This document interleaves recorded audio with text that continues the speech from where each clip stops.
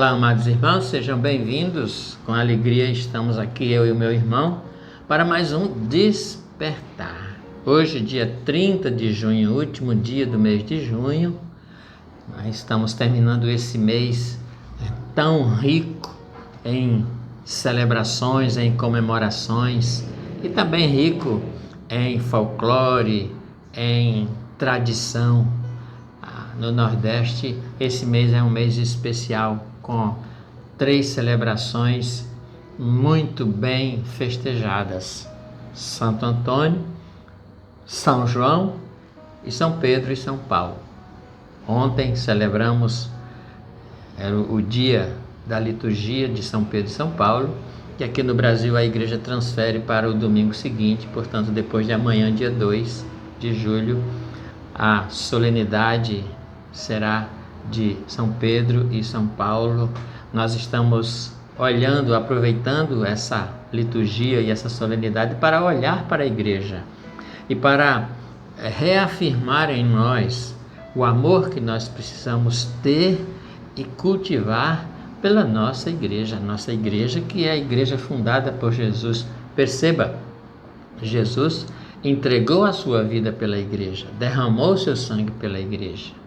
E esse é o convite que ele faz para nós. Precisamos amar a igreja, precisamos defender a igreja. Às vezes é muito fácil a gente criticar, é muito fácil a gente querer ir para outro lugar, é muito fácil a gente reclamar dessa ou daquela pessoa. Mas lembre-se, Jesus morreu pela igreja. A igreja não foi fundada por qualquer um, foi fundada pelo próprio Deus na pessoa de Jesus. E o momento que Jesus funda a igreja é exatamente o momento da cruz, quando ele é transpassado pela lança e do seu coração sai sangue e água. É preciso que a gente entenda isso. E mesmo com alguns momentos em que a gente se entristece com as atitudes de alguém, a gente não pode colocar a culpa e não pode deixar a igreja por conta de pessoas. Nós estamos na igreja e somos igreja por Jesus, em primeiro lugar. E claro, a partir de Jesus, por todas as pessoas, ajudando as pessoas a viverem esse amor. E se alguém não entendeu ainda essa necessidade de amar e de defender a igreja, que nós sejamos instrumentos para ajudar essas pessoas a entenderem o quanto Deus ama e amou a igreja. Quem somos nós para não amar também? Então, celebrando São Pedro e São Paulo, olhemos para a igreja que é mãe e mestra, a igreja que em toda a sua trajetória, em sua tradição e em seu magistério, procura ser fiel e permanece fiel à palavra de Deus e à vontade de Deus. Então, eu convido você para rezarmos aquela oração que estamos rezando, pedindo ao Senhor a unidade pela igreja. Vamos rezar juntos? Eu e meu irmão aqui, você reza junto com a gente. Em nome do Pai, do Filho e do Espírito Santo. Amém. Senhor, Tu queres que Teus filhos sejam um em Ti. Nós te pedimos pela unidade da Tua igreja. Livra-nos de considerar como normal aquilo que é um escândalo para o mundo e uma ofensa ao Teu amor. Livra-nos de todas as nossas estreitezas, rancores e dos nossos julgamentos. Dá-nos a graça de reconhecer os Teus dons em todos os Teus filhos. Reúne Teu povo disperso sob a autoridade do Seu único Filho, a fim de que o mundo Te conheça e saiba que apenas Tu és o verdadeiro Deus e que Teu Filho único é o Teu enviado. Tu, Senhor, que escolhestes como Teu servo o Papa Francisco para suceder o chefe dos apóstolos à frente do seu povo e representar o Cristo no nosso tempo. Ajuda-o a sustentar a fé de seus irmãos.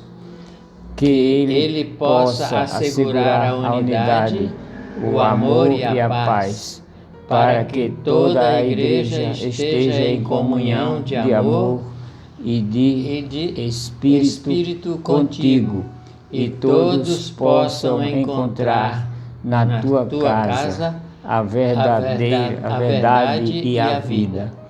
Por Jesus Cristo, teu Filho amado, nosso Senhor e nosso Salvador. Deus que vive e reina contigo na unidade do Espírito Santo por toda a eternidade. Amém.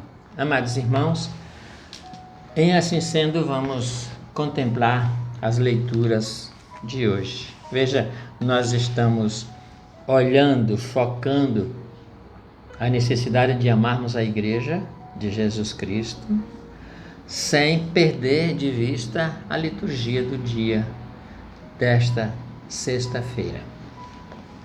A primeira leitura é tirada do Gênesis e nós estamos nesses dias contemplando o diálogo que Deus mantém com Abraão. Vimos ontem a história de Agar e de Ismael e hoje o Senhor propõe para Abraão uma aliança. E para que essa aliança seja proposta ou tenha validade, antes de tudo, Deus faz um apelo a Abraão. E ele vai dizer no capítulo 17, no versículo 1, o autor sagrado já vai dizer: Abraão tinha 99 anos. E nesse tempo, contextualizado pelo autor sagrado, o Senhor apareceu-lhe e disse-lhe: Eu sou o Deus Todo-Poderoso. Anda em minha presença e sê íntegro. Amados, essa é a primeira proposta de Deus para Abraão, mas claro, não só para Abraão, para mim e para você também. É preciso andar na presença de Deus e viver a integridade do amor de Deus. São duas características que Deus exige de Abraão e de cada um de nós. Para quê? Para que Ele possa realizar em nós e através de nós a sua vontade. Deus quer fazer a sua vontade em nós? Claro. Deus nos ama e o que Ele quer fazer conosco e em nós é o melhor para nós. Mas para que Ele possa fazer a sua vontade em nós, é preciso que a gente ande na sua presença e viva a integridade da fé. Por isso, no Evangelho, nós vamos ver em Mateus capítulo 8, Jesus, depois de descer da montanha, ele é abordado por um homem leproso. E o que esse homem leproso diz? O Evangelho de hoje é do capítulo 8, versículos 1 ao 4. E o evangelista já começa dizendo ali no versículo 2: Eis que um leproso aproximou-se e prostrou-se diante dele, dizendo: Senhor, se queres, podes curar-me. Jesus estendeu a mão, tocou-o e disse: Eu quero ser curado. Amados irmãos, vamos aprender uma lição com esse homem leproso, que não era um seguidor de Jesus, mas ele nos dá uma lição profunda de fé. Ele tinha a certeza, a convicção de que Jesus podia curá-lo. Talvez a insegurança ou a incerteza daquele homem era se Jesus queria ou não curá-lo. Ele tinha certeza de que ele podia, mas não tinha certeza se ele queria.